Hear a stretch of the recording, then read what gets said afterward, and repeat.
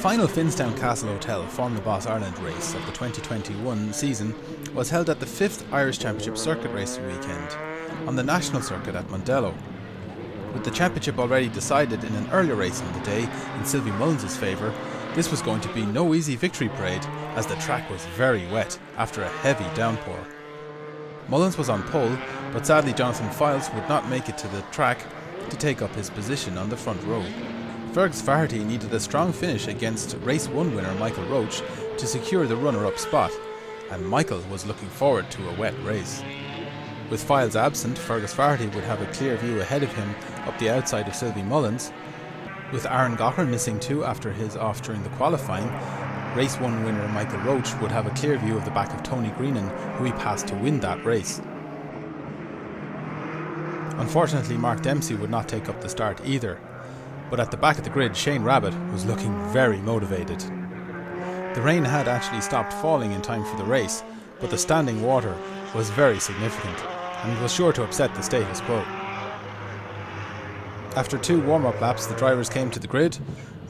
There seemed to be some bit of confusion as they didn't quite take up the positions we were expecting. The 5-second board is shown, engine revs raise, and off they go. But it's a very tentative start on the wet surface. Mullins bunches them up, Greenan moves to his outside holding up Eamon Matheson, Fergus Faherty keeps in tight behind. Race 1 winner Michael Roche comes up the inside of Eamon Matheson into 4th. Tony Greenan's going to find himself on the outside there at turn 1. He holds it well. Sideways from Sylvie Mullins right in front of him. Fergus Faherty makes great use of the inside line. Roche 4th, Tom Gaughran 5th. Shane Rabbit up to 6th already. From Daniel Faherty, Roland, Doherty and Eamon Matheson, who really has to take it easy in the wet with all that power. Back at the grid we see that Michael Connolly was stranded. The recovery truck pulls in to give him a tow. Mechanics from several teams hop the wall to get him going. They go for a bump start instead of the tow. On the wet national track they've only got about 60 seconds before the cars come around. Emerging over the hill from the dogleg as he calls it, Fergus Faherty has just taken the lead from Sylvie Mullins. These conditions should suit the F3s. Michael Roche is already up to 3rd. Tony Greenan has dropped back. Tom Gaughran doing very well there in the powerful sports car. And Shane Rabbit going around the outside of Tony Greenan there in the diminutive Formula Renault. These conditions definitely don't suit the Jade. Back at the start line, Michael Connolly has just been pushed to safety in the shelter of the pit lane. Hopefully he can get that car restarted and join the race.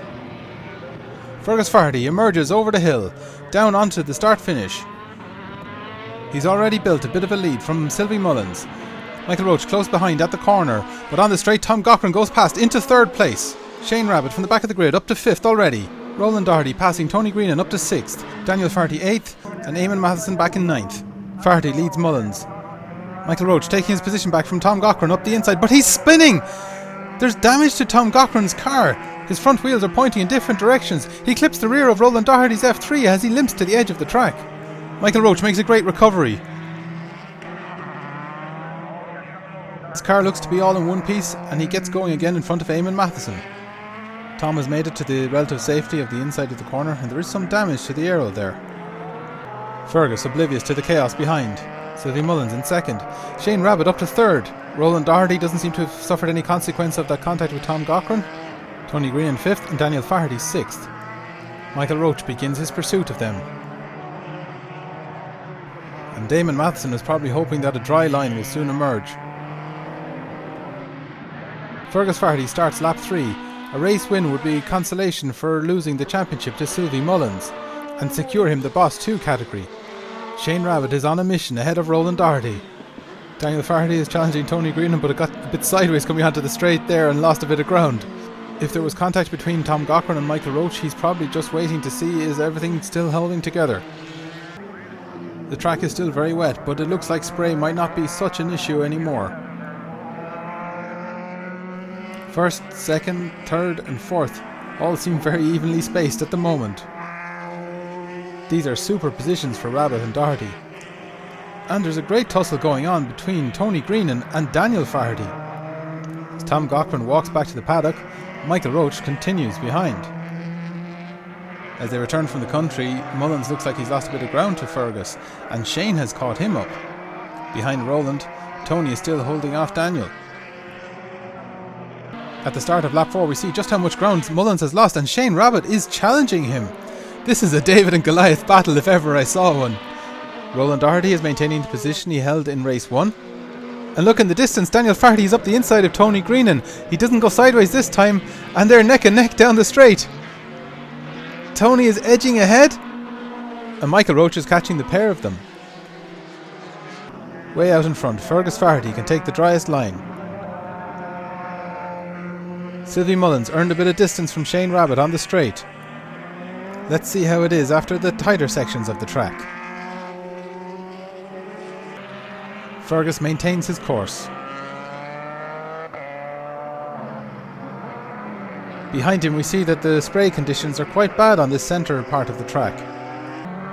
The battle for 5th is intensifying. Daniel tries a brave manoeuvre on the outside here, but Michael Roche could benefit. He does a good job of both attacking and defending at the same time. Coming on to lap 5, the distance between 2nd and 3rd place looks like it's about the same. Could the Formula Renault really mount an attack against the F1 engined Gould? Shane knows the value of the opportunity. The spray causes our camera visibility issue, but Shane Rabbit is clearly focused on the back of the Gould.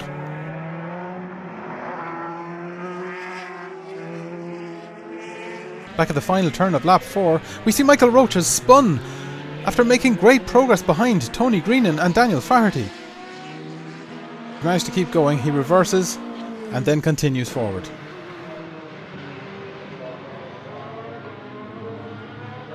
Meanwhile, Greenan continues in front of Daniel. Oh, and he's gone a bit sideways there. There's an opportunity for Faherty. Shane Rabbit still holding on determinedly to 3rd place. Are the conditions starting to favour the Gould a bit more now? Tony had enough margin to ensure against that error in front of Daniel. It was hard luck for Fergus Faherty that the car didn't run this way all season. But then Sylvie's car has given its fair share of trouble throughout the year. It's almost been as much of a competition for the mechanics as it has been for the drivers. The condensed schedule this year adding greatly to that challenge. On lap 6, Fergus is already coming up to lap Eamon Matheson, who waves him by. It was an awkward place to catch him, and he's lost a bit of time.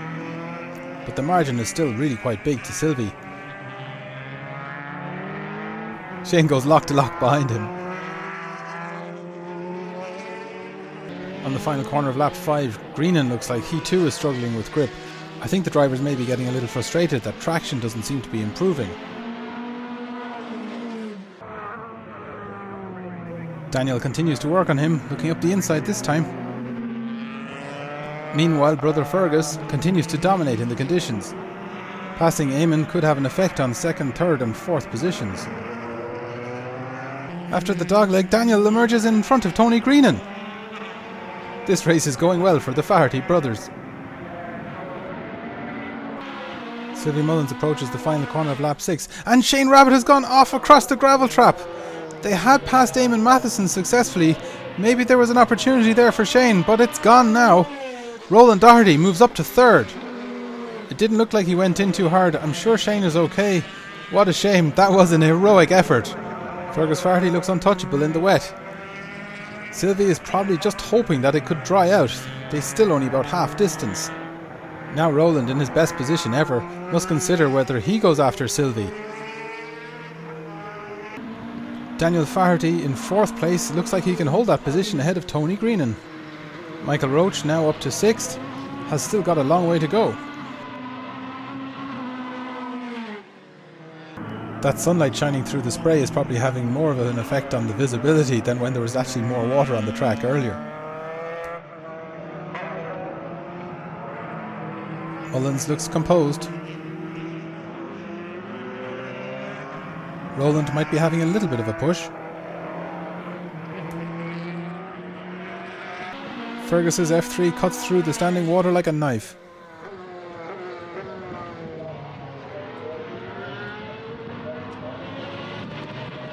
The Gould's massive wings displace the water high into the air, making it harder for Roland to approach.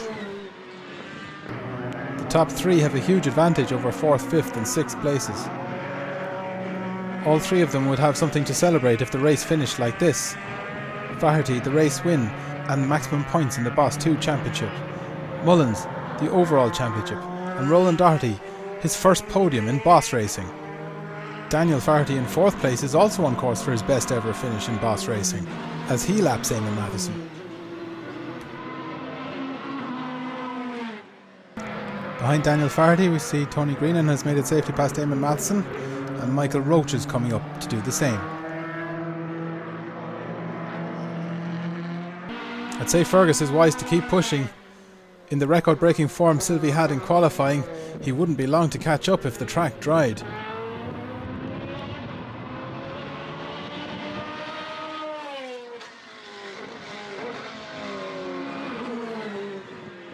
Daniel Faherty seems to be pulling away a little bit from Tony Greenan. Tony is probably starting to watch out for Michael Roche in his mirrors. The red nose would be a familiar sight after the earlier race today. Greenan really likes to use a lot of curb coming onto the straight. Roche has him locked in his sights. The race leader continues.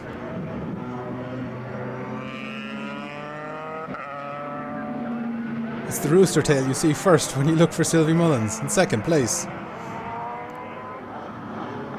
Roland Doherty appears to have favoured the sensible decision. Lap 10 begins. Faherty is really maintaining that lead. Anyone for a winter championship?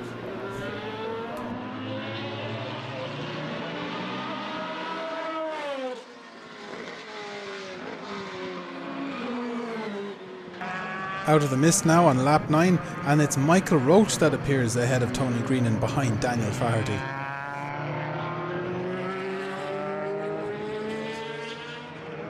Can 4th place Daniel Faherty hold off the race 1 winner? Faherty has lapped Eamon Matheson again.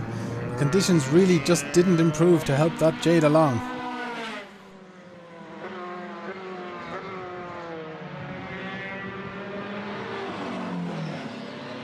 Coming in from the country, we see that Michael Roche is really putting Daniel Faherty under pressure. He goes for the inside line as they approach the paddock, and he's all the way through. 5th place would still be Daniel Faherty's best ever result in Boss. Such is his pace, Fergus Faherty isn't that far behind them on the track. Michael's car definitely has a higher turn of speed on the straight. Tony Greenan is 6th as they start lap 11. And in the distance we see Fergus Faherty, who's coming up to start lap 12.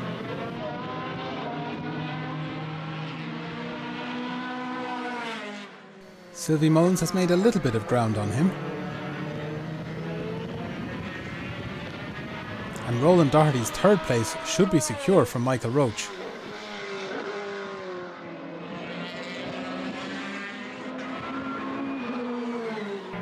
Fourth place, Michael Roche. 5th place, Daniel Faherty. 6th place, Tony Greenan. Just behind them, our race leader, Fergus Faherty.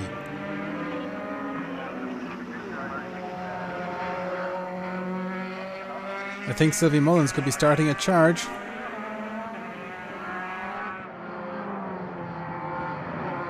Has Fergus Faherty done enough while the conditions suited the F3 car?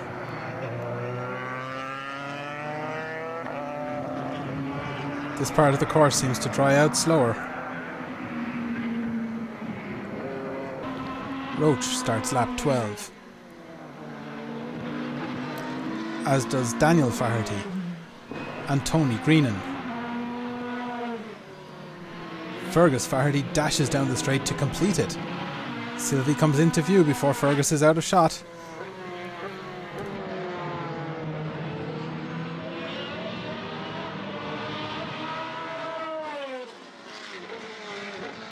Fifth place still looks secure for Daniel Faherty from Tony Greenan, who was 2nd in the earlier race. Perhaps he's not yet confident in a single-seater in wet conditions, so this is good experience for next year. Race leader Fergus Faherty just goes out of shot. As Sylvie Mullins comes into it, there's much less water on the track here now.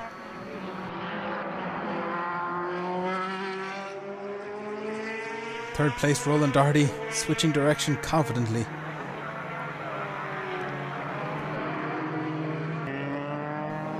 What's that coming over the hill? It's Mullins' monster engine Gould. Michael Roche begins lap 13 in 4th place. Daniel Faherty comes down the straight in 5th. Tony Greenan 6th with race leader Fergus Faherty not far behind, starting lap 14. Mullins will just see him going out of sight at the end of the straight. Will that spur him on?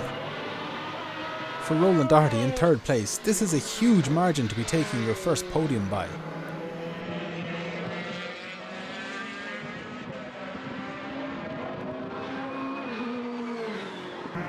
Fergus Faherty mustn't waste any time getting past Tony Greenan, with Sylvie Mullins coming on so strong.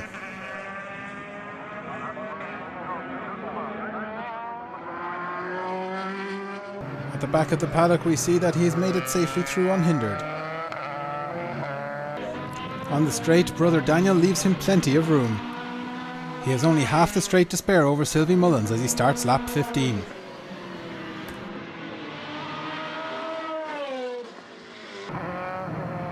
Mullins is the one who'll have to negotiate the traffic now.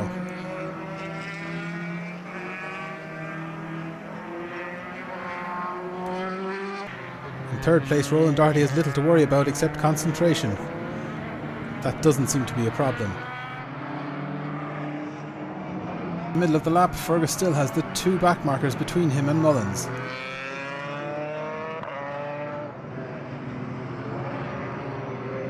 Michael Roche in 4th place starts lap 15. Eamon Matheson in 7th place starts lap 13. But the checkered flag comes out for Fergus Faherty at the end of lap 15.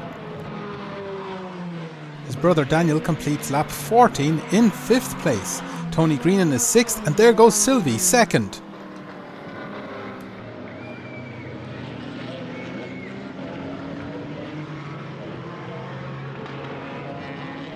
Roland Doherty on the lead lap takes 3rd. That's a great way for Fergus Faherty to finish the season. Daniel Faherty and Tony Greenan will start next year with a lot more experience, and Sylvie Mullins can celebrate. Considering the 2 spins, that's actually a great result for Michael Roche, completing a good day.